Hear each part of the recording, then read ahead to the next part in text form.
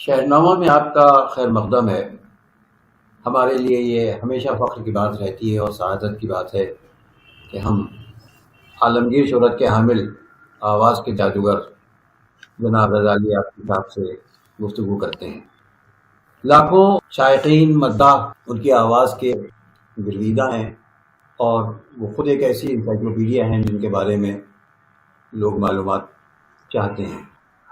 ہمیں خوشی ہے کہ آج وہ پھر تشریف فرما ہے لندن سے براہ راست۔ آج ہم ان سے گفتگو کریں گے ان کی جو مارکت الارا پروگرامز ہیں، جرنیلی سڑک، کتب خانہ یا ریل کہانی وغیرہ، بیسیوں کتابوں کے تخلیق کار، جس میں بچوں کا لٹریچر بھی شامل ہے، اور ایک اپنے میں جہاں تک ہم سمجھتے ہیں کہ وہ ایک یونیورسٹی ہیں، ایک انسائکلوپیڈیا خود ہیں۔ ریڈیو سے لے کر اخبار سے لے کر ریڈیو تک، ریڈیو کے بعد جو ٹیلی ویژن وغیرہ کا بھی تجربہ انہیں بہت حاصل ہوا ہے۔ آپ کا خیر مقدم ہے، اور امید کرتے ہیں کہ آپ کا مزاج بخیر ہوگا، آپ کی صحت اچھی ہوگی۔ آپ کا شکر گزار ہوں۔ آپ یاد کرتے رہتے ہیں، پھر لکھنؤ سے میری وابستگی اور میر باقر سوداگر کا سوانح آپ نے غالباً مجھے بھیجی تھی، وہ میرے تصویریں بھی والد کے بھیجی نانا تھے جی۔ میر باقر سوداگر۔ ان کے باغ کے آم شہر میں آتے تھے بکنے، تو آواز لگتی تھی سوداگر کے آم آ گئے ہیں۔ واہ، سارے زمانے کیسے گزر جاتے ہیں اور کتنی یادیں چھوڑ جاتے ہیں، اور کچھ لوگ ان یادوں کو عزیز رکھتے ہیں، کچھ لوگ ان یادوں کو فراموش کر دیتے ہیں، اکثر لوگ۔ لیکن یہ ہے کہ کبھی انسان اکیلا ہو، خاموشی ہو، سناٹا ہو، تو اندر سے یادیں بولتی ہیں۔ میرے تو عمر کے ساتھ کان کے کچھ مسئلے ہیں۔ خاموشی ہو تو کان میں آواز آتی رہتی ہے، جیسے کوئی لاؤڈ اسپیکر پہ تقریر کر رہا ہے۔ ڈاکٹر کہتے ہیں بھول جاؤ اس کو، ایک کان سے سنو دوسرے کان سے اڑا دو۔ تو یہ مسئلے ہیں اس طرح کے، چلنا پھرنا، دکان تک جانا، سامان کی خریداری، گھر کا انتظام، یہ سب ایک عمر کے ساتھ یہ محسوس بھی نہیں ہوتا۔ اور اب جب میں 90 برس کا ہونے والا ہوں، خود یقین نہیں آتا جب میں کسی کا میں کہتا ہوں کہ 90 کا ہونے والا ہوں، تو خود یقین نہیں آتا۔ اور بلکہ ابھی ڈاکٹر آیا تھا مجھے دیکھنے، اس نے کہا نہیں تم ابھی 10 سال تو اور نکال لو گے تم۔ میں نے کہا مگر مجھے کوئی تمنا نہیں 10 سال۔ یہ جو ہے جرم ضعیفی کی سزا بھگت رہا ہوں، اور یہ آسان کام نہیں ہے۔ ہمارے ساتھی راشد اشرف مرحوم، حال ہی میں ان کا انتقال ہوا، ہمارے بی بی سی کے بڑے اچھے ساتھی تھے۔ آخری لمحوں میں کہا کرتے تھے اب اندازہ ہوا مرنا بھی کتنا مشکل ہے، اب اندازہ ہوا مرنا بھی کتنا مشکل ہے۔ تو یہ سب دل دکھانے والی باتیں ہیں۔ لوگ کہا کرتے ہیں یہ باتیں نہ کیا کرو۔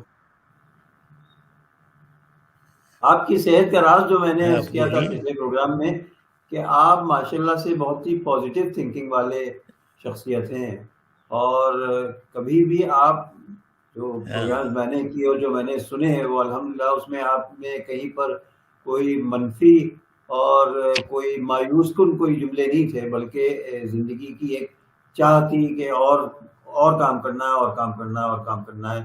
تو اس کا اثر آپ کے جسم اور ذہن پر بہت پڑا، مثبت اثر پڑا، اور اللہ کا شکر ہے کہ آپ کی صحت جیسی اس عمر میں ہونا چاہیے اس سے کہیں بہتر ہے، جیسے ڈاکٹر بھی کہہ رہے ہیں آپ کے۔ تو یہ ہم لوگوں کے لیے بہت خوشائن بات ہے کہ آپ سے گفتگو کرتے ہیں اور آپ سے بہت سی چیزیں سیکھتے ہیں۔ اردو نہیں آتی ہے تو وہ آپ سے سیکھتے ہیں، بولنے کا انداز، ساری چیزیں جو ہیں ہم لوگوں کو مضبوط کر دیتی ہیں گی، اور آپ کے پوری دنیا میں جو آپ کے مداح ہیں وہ انتظار کرتے ہیں کچھ نہ کچھ کہ آپ کے بارے میں معلومات ہوتی ہے۔ آج ہم سب سے پہلے جرنیلی سڑک کے بارے میں دریافت کریں گے، جو کتاب کی شکل میں بھی ہے، اور بی بی سی نے اس پروگرام کو آپ کے حوالے کیا تھا، اور آپ نے اس کو شروع کیا، اور آخر میں بہت طویل سفر طے کرنے کے بعد میں اس کا خاتمہ ہوا. لیکن اس کے بارے میں اس کی تیاریاں، اور یہ کیسے آئیڈیا آیا، اور کیا تلخ اور شیریں تجربات آپ کو حاصل ہوئے اس پروگرام کو پیش کرنے میں، اس آپ کے زبان سے خود ہم لوگ سننا چاہتے ہیں. B B C Urdu service کا دستور یہ تھا کہ عملے کے تمام افراد کو جو ہندوستان یا پاکستان سے لائے جاتے تھے، ایک مرتبہ سرکاری دورے پر ان کو ہندوستان پاکستان بھیجا جاتا ہے، تاکہ وہ جا کے اپنی یادوں کو، اپنے رویوں کو ریفریش کریں اور اپنے آپ کو اپڈیٹ کریں. تو ان کو دورے پہ بھیجا جاتا تھا. میں سن 72 میں نے بی بی سی جوائن کیا، اور 82 تک میں دیکھ رہا تھا کہ یہ سب کو بھیج رہے ہیں، مجھے نہیں. یہ عام طور سے ہر ایک کو یہ محسوس ہوتا ہے کہ بے رحمی ہمارے ساتھ ہو رہی ہے. تو میں یہ کہا کرتا تھا کہ کتنے بے ایمان یہ لوگ ہیں، سب کو بھیج رہے ہیں، مجھے 10 سال ہونے والے ہیں، مجھے نہیں بھیج رہے ہیں. مگر صاحب جب بھیجنے کا سلسلہ شروع ہوا، پھر تو وہ جانے حیا ایسا کھلا. ہوا یہ کہ دورے کا وقت آ گیا، اور ہمارے جو اردو سیکشن کے سربراہ تھے ڈیوڈ پیج، جو عمر کا بڑا حصہ پاکستان کے شہر پشاور میں درہ خیبر کے قریب گزار چکے تھے، تو میرے نام قرآن نکلا کہ اب رضا علی آبدی کو جانا ہے. روایت یہ ہوتی تھی کہ جا کے سامعین کو ایک ٹی پارٹی دیا، اور احباب سے، دوسرے اکابرین سے ملاقات کی، اور واپس آ کے ایک رپورٹ ٹائپ کر کے جمع کرا دی. یہ ہوتا تھا.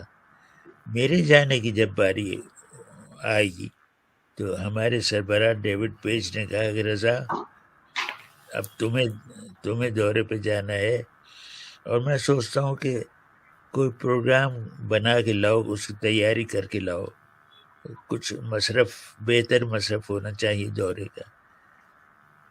اندھا کیا چاہے دو آنکھیں. میں جھٹ تیار ہو گیا. میں نے کہا بولو کیا کرنا ہے. کہنے لگا ایک فیچر کرو، اور میں پشاور میں رہ چکا ہوں جہاں سے جرنیلی سڑک شروع ہوتی ہے. جرنیلی سڑک کا سفر کرو اور دیکھو اس عظیم شاہراہ کے دونوں کناروں پر کیسے لوگ رہتے ہیں، کیسے زندگی بتاتے ہیں، کیا حالات ہیں، کیا رویے بدل رہے ہیں، کیا نظر آ رہا ہے، کیا خوف ہے، کیا اندیشے ہیں، کیا تمنائیں ہیں، کیا آرزویں ہیں. یہ سب کہانیاں جمع کر کے لاؤ. میں نے کہا تم تو ایسے بول رہے ہو جیسے میرے ذہن کا تم نے پڑھ لیا. میں خود اس کا قائل ہوں کہ میر تقی میر کا شعر ہے، سرسری تم جہان سے گزرے، ورنہ ہر جہان دیگر تھا. تم نکل کے دنیا کو دیکھو تو ہر جگہ تو ایک دنیا تمہیں نظر آتی ہے، لیکن ایک اور جہان دیگر بھی ہے. میں نے کہا ڈیوڈ یہی میرا راز ہے جو تم نے پا لیا. ابھی تو میں نے اپنے ہاتھ پاؤں نکالے بھی نہیں ہیں، پہلی بار تم مجھے دورے پہ بھیج رہے ہو. میری تو عمر کی زندگی کی بڑی تمنا یہ ہے کہ دنیا کا مشاہدہ کروں، کیونکہ میری فطرت کے اندر یہ ہے. مجھے یاد ہے جب ریل گاڑی میں بیٹھ کے ہم کہیں جایا کرتے تھے اور گاڑی چلتی تھی اور چاند بھی اس کے ساتھ ساتھ چلا کرتا تھا، میں کتنے جی غور سے دیکھا کرتا تھا پیچھے رہ جانے والی منظروں کو، اتنے غور سے دیکھتا تھا اور اپنے اندر اتار لیتا تھا تمام منظر. بچے کھیل رہے ہیں،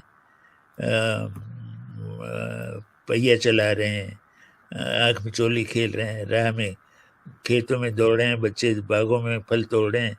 چلتی ہوئی ریل گاڑی میں سارے منظر میں دیکھا کرتا تھا، اور اپنے اندر محفوظ کرتا تھا انہیں. تو جب ڈیوڈ پیج نے مجھ سے کہا کہ کیا خیال ہے، میں نے کہا سنو، شیر شاہ سوری کا میں مطالعہ کر چکا ہوں، میرے یہاں میری لائبریری میں کتاب رکھی ہے، اس کا نام ہے شیر شاہ سوری، اس نے یہ سڑک بنائی تھی، تو میں جا کے اس کا مطالعہ کرتا ہوں، پھر تمہیں بتاتا ہوں.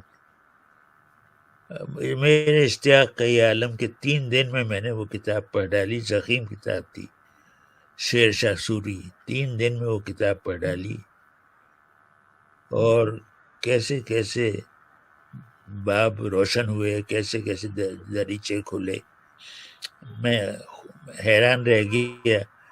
اور میں نے کہا ڈیوڈ میں بالکل تیار ہوں جانے کے لیے. چنانچہ جانے کے اسباب مہیا کیے گئے. اسباب کیا مہیا تھے؟ میرے ہاتھ میں انہوں نے پیسے رکھے، کہا جاؤ. یہ سارا راز اس کے پیچھے ان پیسوں کا ہے جو میرے ہاتھ پہ رکھے گئے. جاؤ. جب جیب میں پیسے ہوں تو پھر زندگی کے رویے بدل جاتے ہیں. مجھے یاد ہے میں کراچی ایئرپورٹ پہ جہاز پہ سوار ہونے کے لیے مسافروں کی قطار میں کھڑا تھا، اور مسافر قطار میں کھڑے تھے، میں بھی قطار میں کھڑا تھا. تو جو افسران بالا اس سامنے ایک کیبن میں بیٹھے ہوئے مسافروں کو دیکھ رہے تھے جانچ پڑتال کے لیے، انہوں نے اپنے ایک آدمی کو بھیجا کہ یہ صاحب جو سفید بالوں والے کھڑے ہیں ان کو لے آؤ. مجھے ایسے لے جایا گیا جیسے ملزم یا مجرم ہوں. گیا میں، وہ چھان بین کرنے والا عملہ بیٹھا تھا. اس نے کہا آپ کہاں جا رہے ہیں؟ میں نے ہندوستان. کیا نام ہے آپ کا؟ میں نے کہا رضا علی آبدی. اٹھ کے بیٹھ گئے کہ نہیں وہ BBC والے. بھائی آبدی صاحب کے لیے کھانا لاؤ. ایک دم سے رویہ بدل گیا.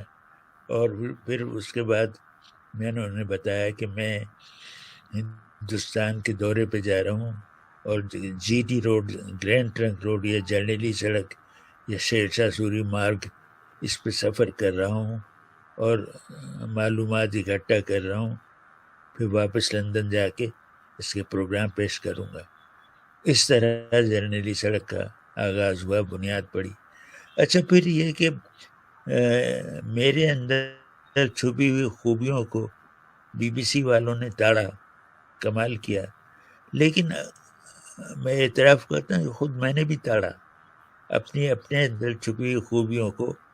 جب میں نے پرکھ کے دیکھا تو پتہ چلا ہاں ہیں کچھ کارآمد چیزیں میرے اندر، ذہن میں خاص طور سے مشاہدے کی جو ایک بچپن سے میری طینت میں اور میری طبیعت میں، میرے رویے میں جو شامل تھا، مشاہدہ کرنا، وہ جاگ اٹھا. اور اس کے بعد یہ ہوا کہ طے ہوا کہ ہم پشاور سے سفر شروع کر کے کلکتے تک جائیں گے، جہاں یہ سڑک ختم ہوتی ہے، اور دیکھیں گے کیا ہو رہا ہے. چنانچہ وہ سفر شروع ہوا، اور پھر تو لمبی داستان ہے. جرنیلی سڑک کا پروگرام وجود میں آیا، پھر میں نے راتوں کو جا کے اس کا اسکرپٹ ہاتھ سے لکھا، اور پھر اس کی کتاب چھپنے کے لیے، بلکہ جو ناشرین وہ آئے کہ آپ کا جو پروگرام ہے اس کو اگر آپ کتابی شکل میں دے دیں ہم چھاپنے کے لیے تیار ہیں. جرنیلی سڑک چھپی. ابھی کچھ دن ہوئے ایک بزرگ کا فون آیا تھا، میں آپ کی کتاب جرنیلی سڑک کا بڑا مداح ہوں، اور یہ دعوے سے کہہ سکتا ہوں کہ یہ کتاب 200 سال تو ضرور زندہ رہے گی. اور میں نے کہا کتاب رہے یا نہ رہے، میں رہ جاؤں یہ بھی غنیمت ہے. اس بہانے میرا بھی جی بہل گیا کہ دنیا مجھے یاد رکھے گی. میں نے جرنیلی سڑک لکھی تھی. جرنیلی سڑک عظیم کتاب ہے، اور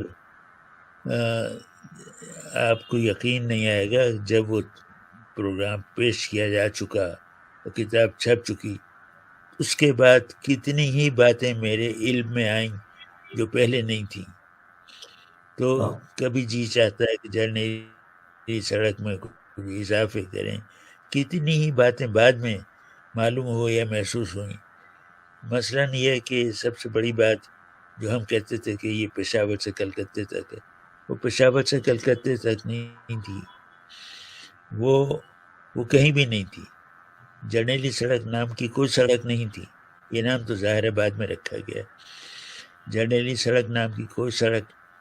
ہوتا کیا تھا، صدیوں سے قافلے، کاروان، تاجر، سیاح ان راستوں پہ چل رہے تھے، اور لوگوں کے چلنے سے جو پگڈنڈیاں بن جاتی ہیں، ایک آدمی چل رہا ہو تو پگڈنڈی بنتی ہے، قافلہ یا کاروان چل رہا ہو تو سڑک بنتی ہے. تو لوگوں کے پاؤں کے تلے رونڈے جانے سے، گھوڑوں کی ٹاپوں سے، ہاتھیوں کے بھاری بھرکم پاؤں سے ایک سڑک اپنے آپ بنی. ایک سڑک اپنے آپ بنی جو دریائے خیبر سے ہندوستان میں داخل ہونے والوں کے لیے راستہ تھا، باقی ہندوستان میں داخل ہونے کا. اس کے بعد یہ ہوا کہ وہ سڑک اتنا رواج پا گئی. بعد میں بلبن کے زمانے میں اور شیر شاہ کے زمانے میں تو یہ ہوا کہ یہ راستہ جو ہے راہگیروں کا ہے. ہزارہ راہگیر اس راہ پہ چلتا ہے تو کہاں ٹھہرتا ہے، کہاں رکتا ہے، کہاں کھاتا ہے، کہاں پیتا ہے، کہاں دوا علاج، مویشیوں کو کیا کیا کھلاتا ہے. اور اس طرح کے سوال پیدا ہوتے تھے. مسجدیں نہیں ہیں، لوگ کچی زمین پہ نماز پڑھتے ہیں. سرائے نہیں ہیں، باولیاں نہیں ہیں. شیر شاہ سوری کے ذہن میں یہ بات کہاں سے سمائی کہ کچھ ایسا کریں کہ اس سڑک کے جو نشان ہیں ان کو باقاعدہ سڑک بنا دیا جائے اور ان کے کنارے زندگی کی سہولتیں فراہم کی جائیں، کھانا پینا، رہنا سہنا، مویشیوں کا چارہ، بیماروں کا معالجہ، تاجروں کا سامان ڈھونا، یہ سب اسی سڑک پہ ہو رہا ہے. تو ان کے لیے راستے پھر سہولتیں ہونے چاہیے. چنانچہ شیر شاہ سوری نے جس نے 5 سال 1 مہینہ حکومت کی، باہر سے آیا تھا، پٹھان تھا لیکن بہار میں پلا بڑا تھا، تو اس بڑی خوبیوں کا انسان تھا. اس نے حکم دیا کہ سڑک کے کنارے ہر چیز بنا دی جائے. مثال کے طور پر ہر کوس پر ایک مینار بنایا جائے جو کوس مینار کہلاتا تھا. مسافر جو اس سڑک پہ چلتے ہیں کوس مینار کو دور سے دیکھ کر اپنا راستہ بدلتے تھے. اور پھر یہ کہ رات کے وقت کوس مینار کی چوٹی پہ آگ جلا دی جاتی تھی تاکہ رات کو سفر کرنے والے مسافر اپنا راستہ دیکھ سکیں. تو لوگ چلتے چلتے مشرقی بنگال پہنچ جاتے تھے اور کلکتے سے بھی آگے، اور چلتے تھے وہ دریائے خیبر سے. لیکن جب باقاعدہ تفتیش شروع ہوئی، تحقیق شروع ہوئی، تو پتہ چلا کہ نہیں، دریائے سندھ سے ادھر اوپر تو افغانستان تھا، اس میں جو قافلے سفر کرتے ہوئے تھے دریا پار کر کے اس کنارے پہ اترتے تھے جو ہندوستان کہلاتا تھا، ہند کہلاتا تھا. تو ان کے خیال سے یہ سڑک، یہ تعمیرات شروع ہوئیں دریائے سندھ کے ادھر والے کنارے سے جہاں سے ہندوستان شروع ہوتا ہے. پھر تو کمال ہوا کہ شیر شاہ کی خوبی تھی کہ اس نے کہا کہ بنائے سڑک بناؤ، جلدی کرو، ہماری زندگی میں بنا. سڑک بننا شروع ہوئی، اس کے کنارے کوس مینار کھڑے کیے گئے، سرائے بنی، باولیاں بنی، مساجد بنی اور دوسری تمام سہولتیں بنی.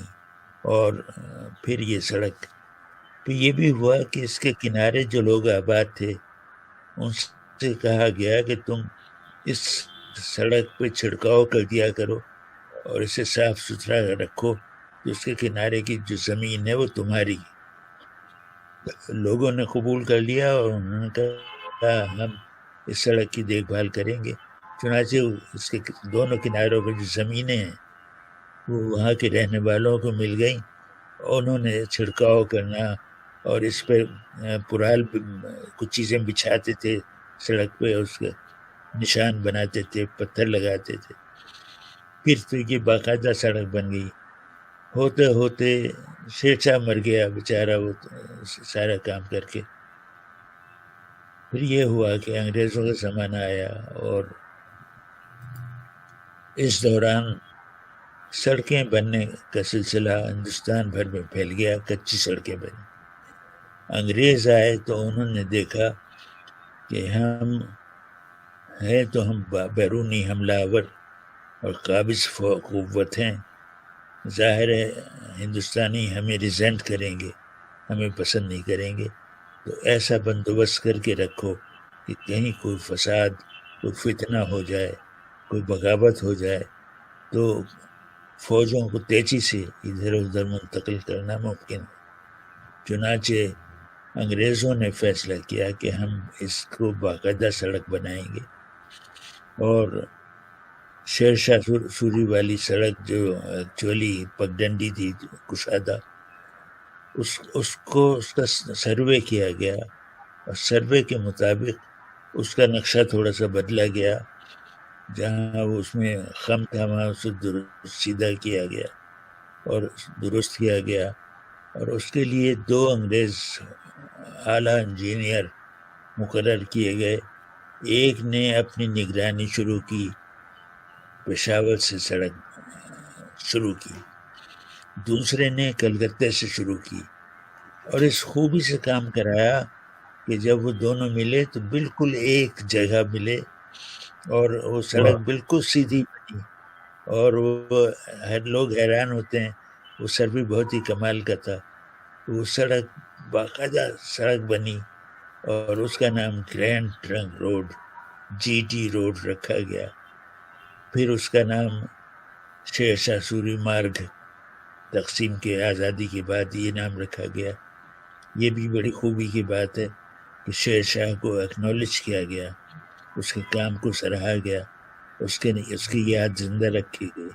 اب کوئی اسے شیر شاہ سوری مارگ کہتا نہیں، لیکن ہاں سڑک کے نام لکھا ہوا ہے جگہ جا بجا شیر شاہ سوری مارگ، لیکن دنیا اسے GT روڈ کہتی ہے، گرینڈ ٹرنک روڈ. اعلیٰ سڑک، اعلیٰ یادگار. اور کیسی اس کے بعد بے شمار سڑکیں بنی، اور پھر تو سڑکوں کا جال بچھ گیا. اور ابھی یہ جال بچھ ہی رہا تھا کہ ریل گاڑی آ گئے.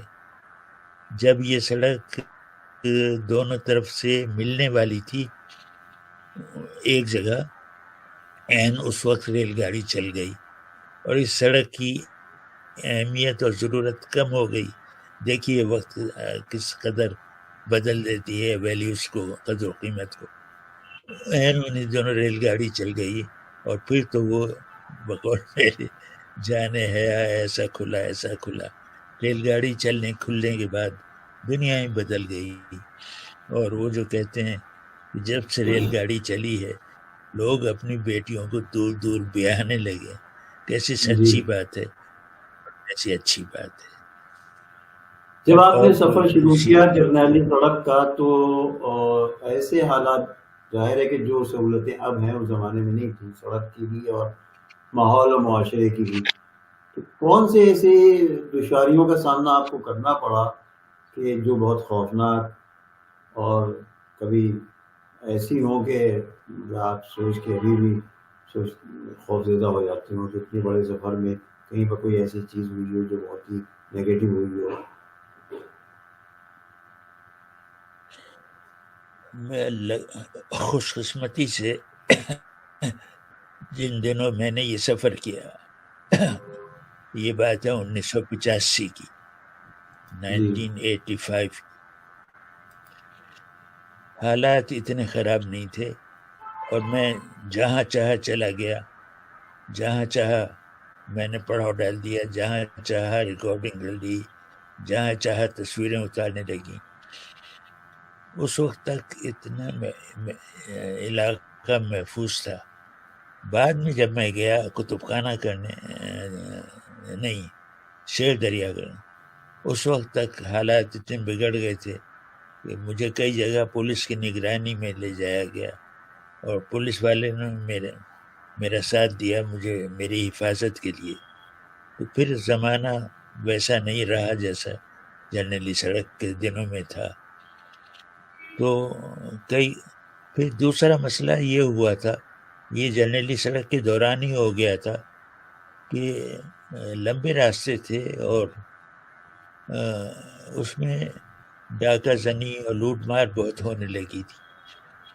یعنی میرے سفر کے دوران ایک بار ہندوستان میں بہار کے علاقے میں اور ایک بار پاکستان میں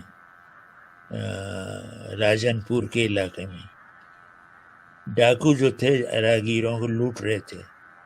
وہ میرے لیے پریشان کن صورتحال تھی، کیونکہ میں اپنے ریکارڈنگ کے کیسٹ کا بھرا ہوا جھولا تھیلا اٹھائے ایک کندھے پہ مشین ایک کندھے پہ کیسٹ، وہ اٹھائے سفر کر رہا تھا، میرے ساتھ کوئی نہیں تھا۔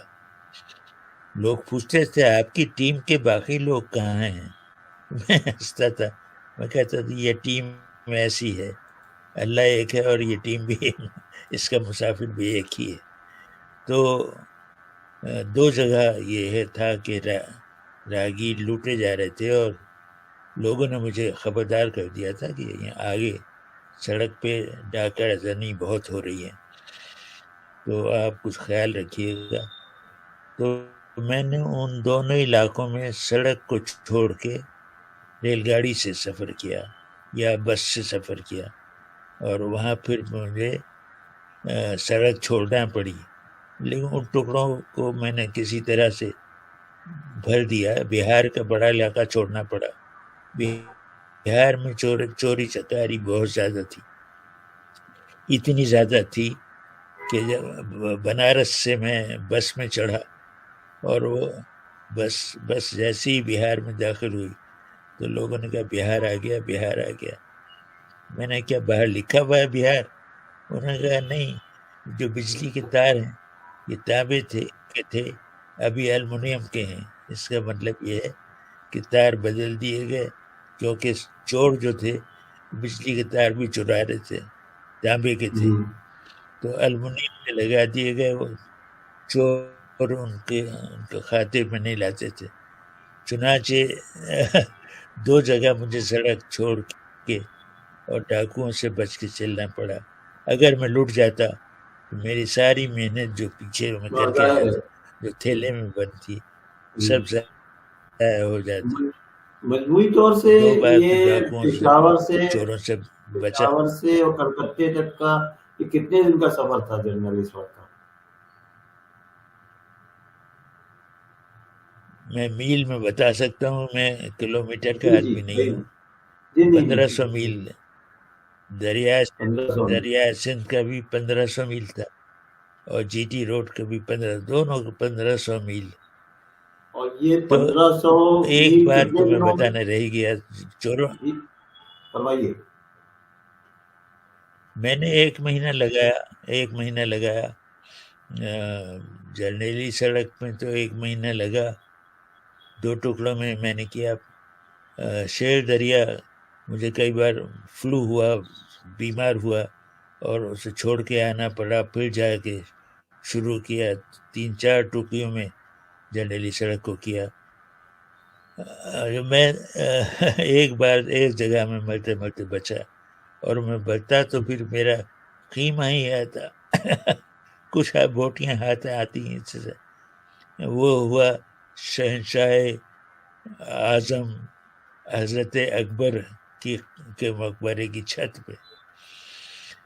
مقبرے کی چھت پہ ہم لوگ چڑھے ہوئے تھے، میں تھا اور مقامی رہنما میرے ساتھ تھے اکبر کے مقبرے کی چھت پہ۔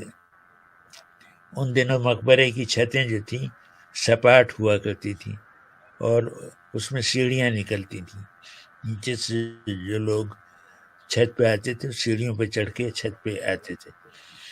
میں اسی چھت پہ چڑھا ہوا فوٹوگرافی کر رہا تھا، اور پیچھے ہٹتا جا رہا تھا. مجھے پتہ نہیں تھا کہ پیچھے سیڑھیاں پہ منہ کھولے میرا انتظار کر رہی. میں تقریباً گرنے والا تھا.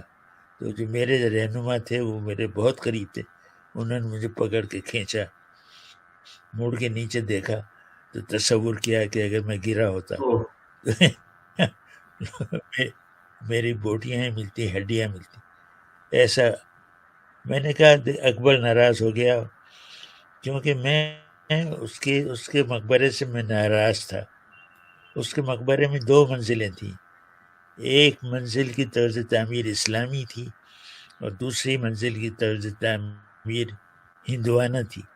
میں نے کہا کیسا بے ایمان ہے، اس نے اسلام بھی رکھا ہے، ہندوازم بھی رکھا ہے، اور اپنا بھی ایک مذہب ایجاد کر لیا اس نے. تو میں دل میں یہی کہہ رہا تھا. اس نے مجھے سزا دینے کا فیصلہ کیا. میں بچ گیا، ورنہ سزا مل گئی ہوتی. برا نہ برا سوچو، نہ برا کہو، نہ برا سنو، نہ برا سوچو. یہ ہدایت بھول گیا، اس کی سزا ملتے ملتے رہ گئی. اچھا، یہ ریل مگر کہانی کا یہ سلسلہ فتح پور سیکری، جی فتح پور سیکری میں اکبر کا مدفون. ریل کہانی، ہاں وہ اکبر کا قصہ تمام ہوا. فتح پور سیکری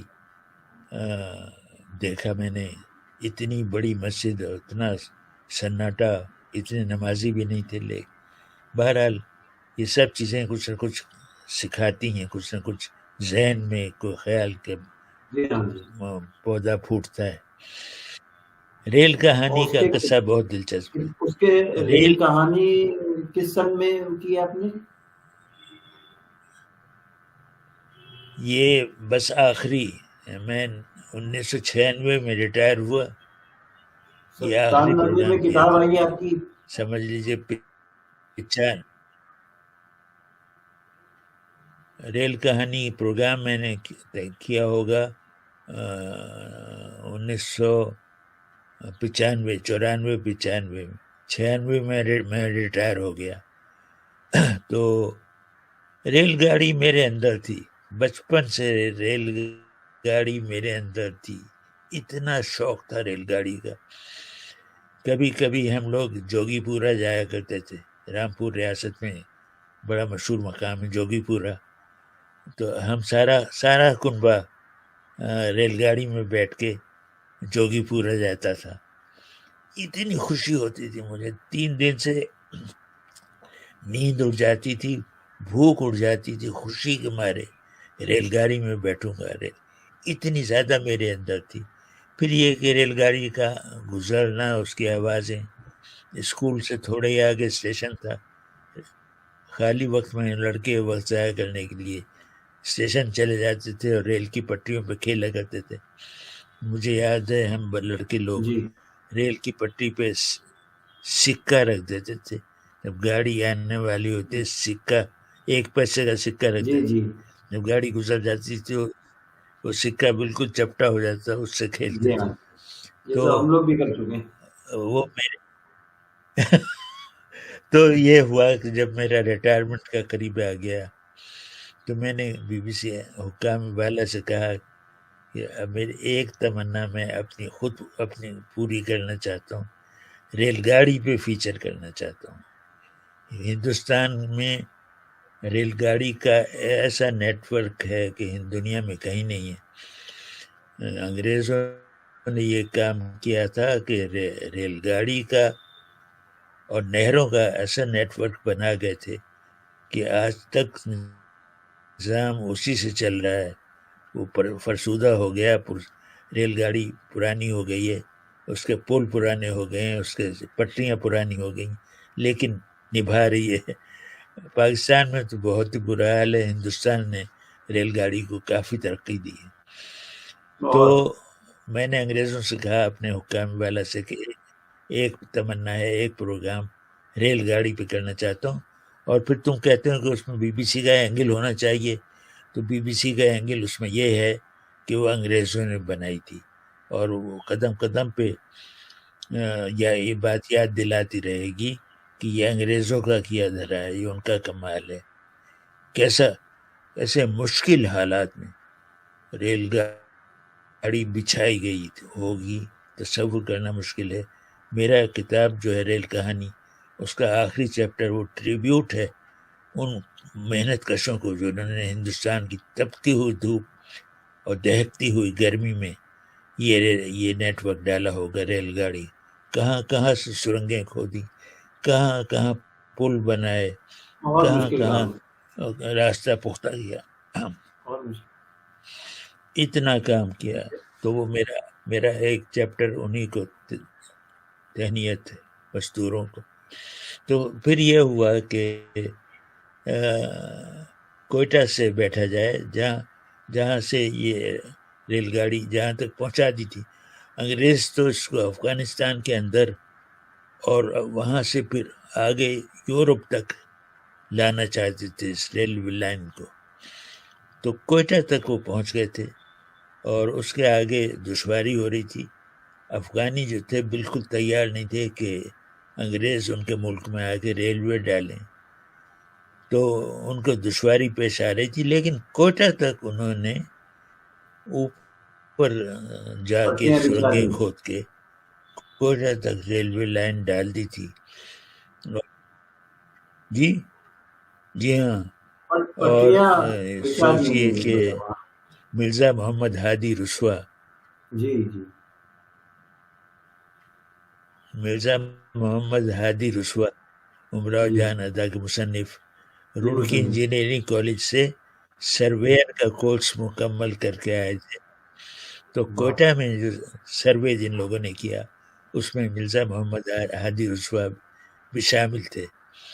تو وہاں سے یہ طے ہوا کہ کلکتے سے سفر کروں گا. اصولاً تو سارے ہندوستان میں گھوم گھوم کر جگہ جگہ ریلوے کا نظام دیکھوں، جو ممکن نہیں اکیلے انسان کے بس میں. تو یہ ہوا کہ کوئٹہ سے چلوں گا اور کلکتے تک جاؤں گا اور بیچ میں اتروں گا اور قیام کروں گا، مشاہدہ کروں گا. تو یہ طے ہو گیا کہ میں کوئٹہ سے کلکتے تک چلوں گا. چنانچہ وہ روانہ ہو گیا. میں تو ایک کندھے پہ جھولا اٹھا کے اور چل پڑا. کوئٹہ گیا. اس وقت تک میں مشہور بہت ہو چکا تھا.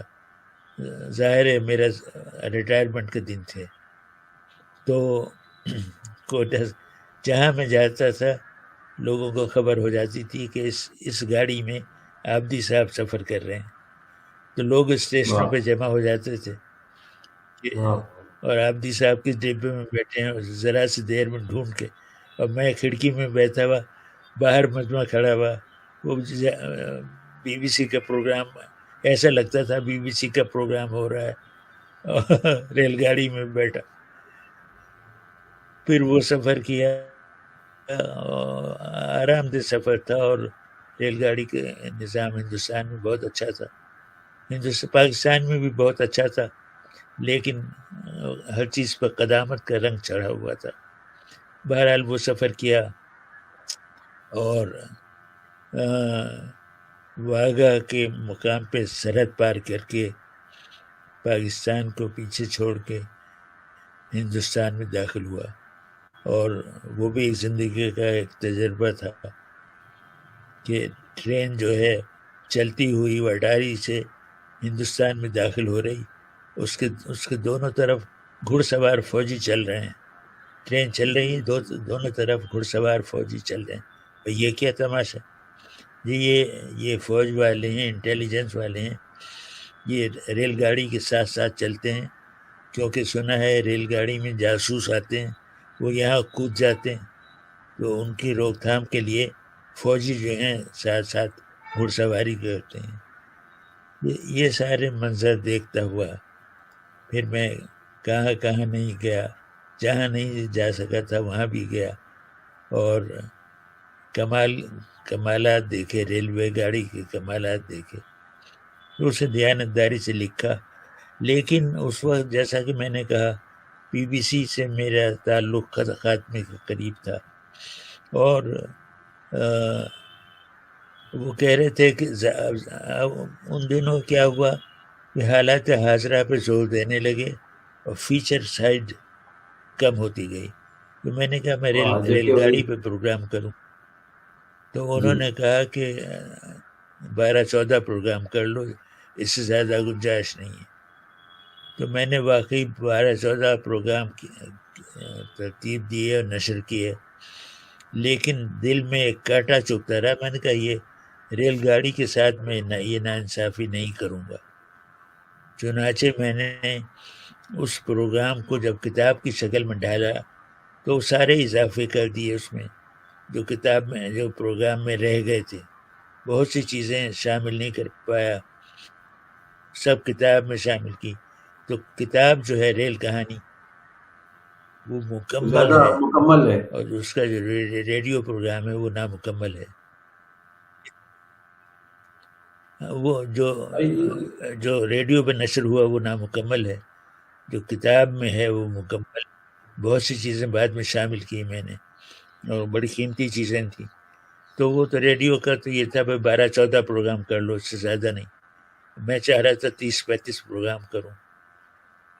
شیر دریا کے 60 پروگرام کیے تھے میں نے، کتب خانہ کے 35 یا 36 پروگرام کیے تھے. ریل گاڑی کے جو میں چاہتا تھا نہیں، لیکن پھر وہ ساری چیزیں میں نے کتاب میں شامل کی اور کم سے کم 200 احباب ایسے ملے جنہوں نے کہا کہ ریل کہانی آپ کی سب سے اچھی کتاب ہے. اسے میں نے بہت جی لگا کے لکھا اور اس میں چھوٹا سا ایک رومانس بھی ہے اور اچھے تجربے بھی، برے تجربے بھی ہیں. امرتسر کے اسٹیشن پہ پولیس والے مجھے گرفتار کرنے چلے تھے کیونکہ میں اس ڈیسک پہ چڑھ کے بیٹھ گیا تھا جو معلومات عامہ والوں کا ڈیسک تھا. وہ معلومات والے پبلک انفارمیشن والے کوئی وہاں تھا نہیں، بیٹھنے کی کوئی جگہ تھی نہیں. تو ان کی جو بڑی سی ٹیبل تھی ڈیسک، میں اس پہ چڑھ کے بیٹھ گیا. میں نے دیکھا اور کوئی نہیں بیٹھ رہا ہے، سب لوگ کھڑے ہوئے ہیں. بینچیں نہیں تھی، کرسیاں نہیں تھی، سب لوگ کھڑے ہوئے تھے. ٹانگیں دکھ رہی تھی. تو میں نے دیکھا خالی ہے میز، میں اس پہ چڑھ کے بیٹھ گیا. وہ فوجی افسر دور سے مجھے دیکھ رہا تھا، وہ اپنی بیڑیاں کھول کے میری طرف بڑھا. میں نے اپنا تھیلا اٹھایا اور پل پہ چڑھ گیا. پل پہ چڑھ گیا. گرفتار کر کے ڈالے گا. کہانی تو دلچسپ ہو جائے گی لیکن آپ کے سارے پروگرام جو ریکارڈڈ تھے وہ سب یوٹیوب پہ ہیں یا کچھ نہیں ہے؟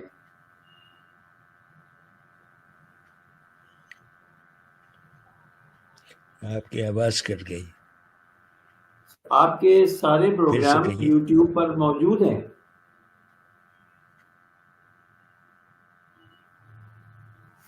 آپ کے پروگرامز جتنے ریکارڈ آپ نے سارے پروگرام نہ صرف یہ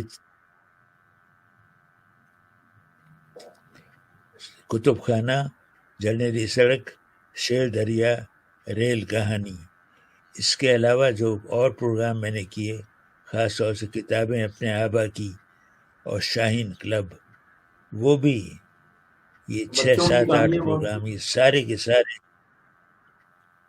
سارے یوٹیوب پہ موجود ہیں اور رہیں گے، عرصہ دراز تک رہیں گے. اور جو مزہ ان آوازوں میں ہے وہ کتاب میں وہ لطف نہیں ہے.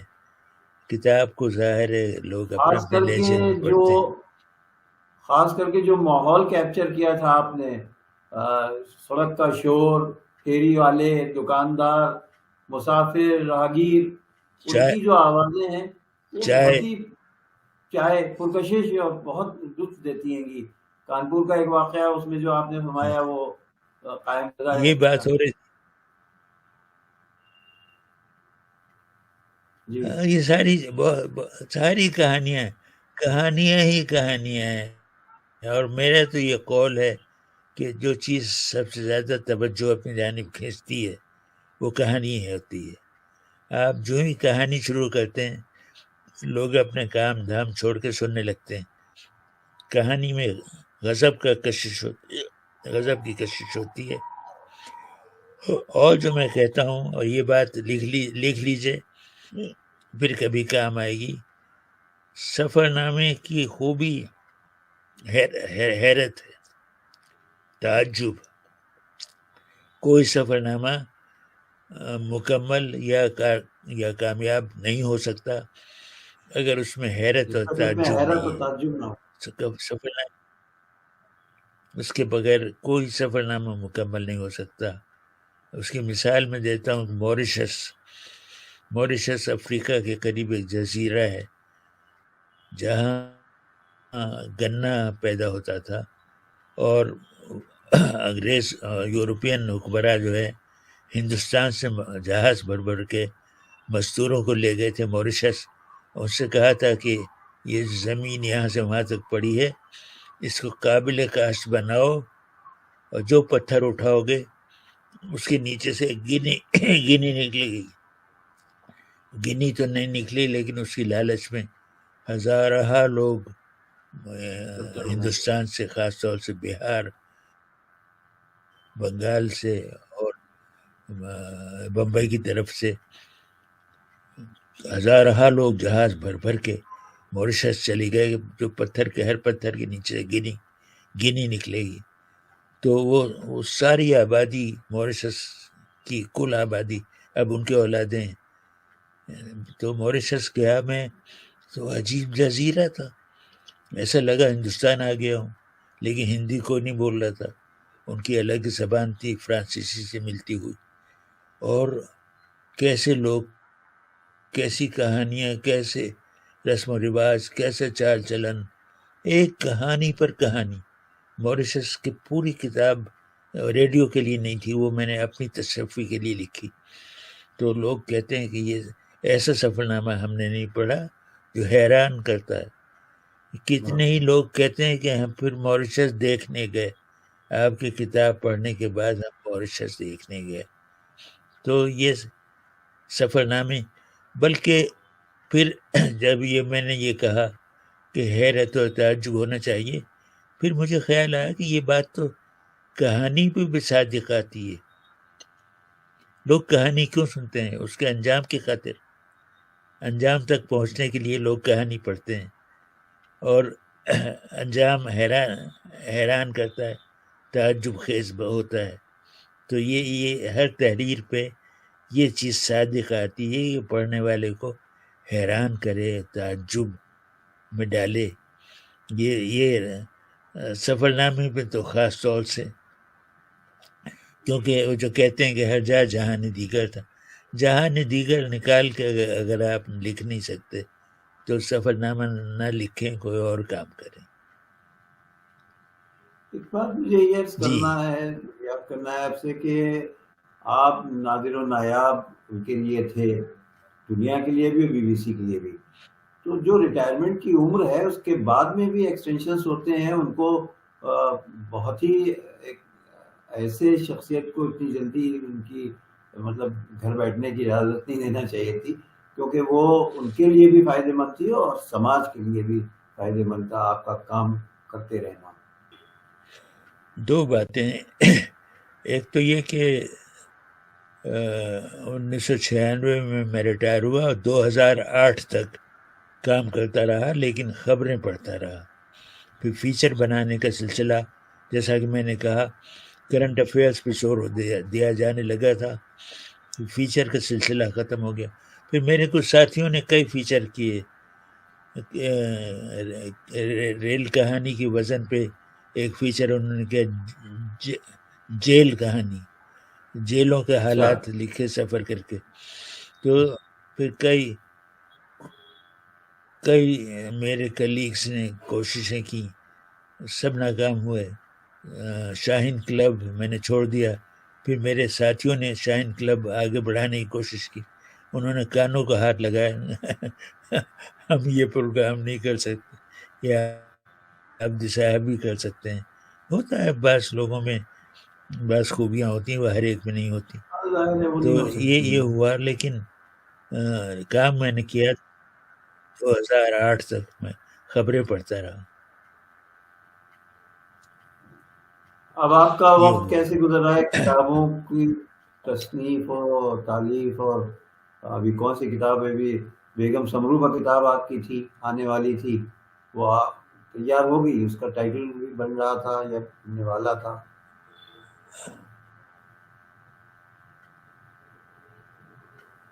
کچھ میں نے کافی کام کر کے اپنے پبلشر کو بھیجا ہے، لیکن وہ کسی وجہ سے دیر کر رہا ہے، کیونکہ کتابوں کی چھپائی بےحد گراں ہو گئی ہے.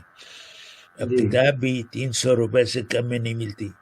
سوچیے، میری یہ رکھی ہیں کتابیں 2 روپے 50 پیسے. بتائیے۔ شفیق الرحمان کے افسانے 2.5 روپے جی میں. جی ہاں اب وہ 250 300 کتابیں اپنے آبا کی 1,500 روپے کی ہے میری کتاب. اور کسی نے کہا کہ یہ 250 کی ہے. کسی نے کہا کہ اگر یہ 2050 کی 500 کی ہوتی میں تب بھی خرید لیتا. تو کتاب بہت گراں ہو گئی ہے. ایک کتاب میں نے لکھی ہے سرحد پار. 3 سال پہلے میں انڈیا گیا تھا، انڈیا کو کیسا بدلا ہوا پایا. چھوٹی سی کتاب لکھی سرحد پار، وہ ابھی تک نہیں چھپی ہے. پھر میں تھرپارکر، پاکستان کا جو ریگستانی علاقہ ہے تھرپارکر، وہ دیکھنے گیا تھا. اس پر بھی میں نے ایک کتاب لکھی جہان دیگر، وہ بھی ابھی تک نہیں چھپی ہے. کام تو میں نے جاری رکھا، لیکن جی ہاں کام اب کر یہ بار بار بتاتے ہوئے عجیب سے لگتا ہے کہ پچھلے سال جولائی میں سیڑھیوں سے گر گیا تھا. میرے جی سر میں چوٹ آئی، اندر دماغ میں زخم آیا اور خون بہا. اس کے بعد سے مجھے کچھ مسئلے ہونے لگے ہیں، سماعت بھی، بینائی بھی، ہر چیز متاثر ہوئے. لیکن خدا کا شکر ہے کوئی کام بند نہیں ہوا ہے، نہیں آپ خوب کر کام رہے ہیں میرے ماشاء جاری اللہ ہیں. سے۔ اور لفظوں کا سفر کا ذکر کرنا میں جی ہاں لازمی جی سمجھتا ہوں. جی ایک یہ ایسی راہ کھولی قدرت نے کہ ایک مجمع میرے ساتھ، ایک قافلہ کاروان میں میرے ساتھ دیکھتا چل ہوں رہا فیس ہے، بک کے اردو اوپر۔ زبان کا قافلہ، جی جی محبان اردو. بہت بڑی تعداد ہے۔ ماشاء اللہ. اب یہ تازہ جو لفظ ڈالا گیا تھا، دیکھیے میں بھولنے لگا، تو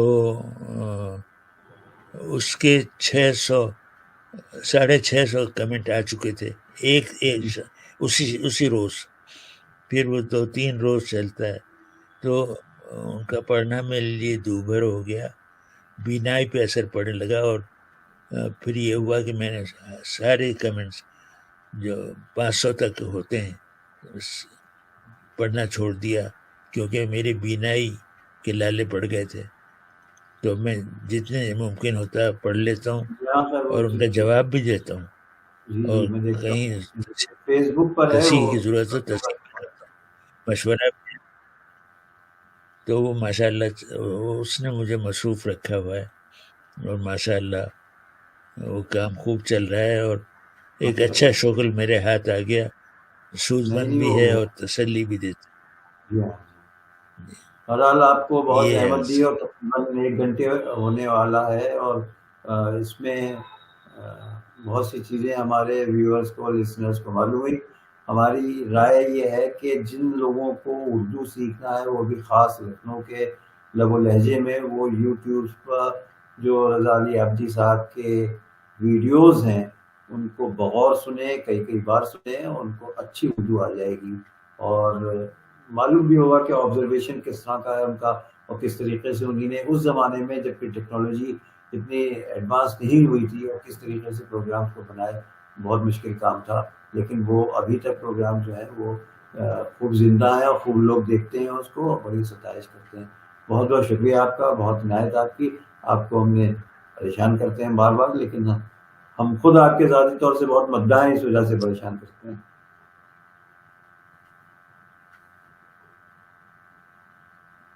آپ کا بھی شکریہ، آپ نے میرے سامعین سے ملاقات کرا دی، شکر گزار ہوں، بہت بہت شکریہ، آداب. آداب.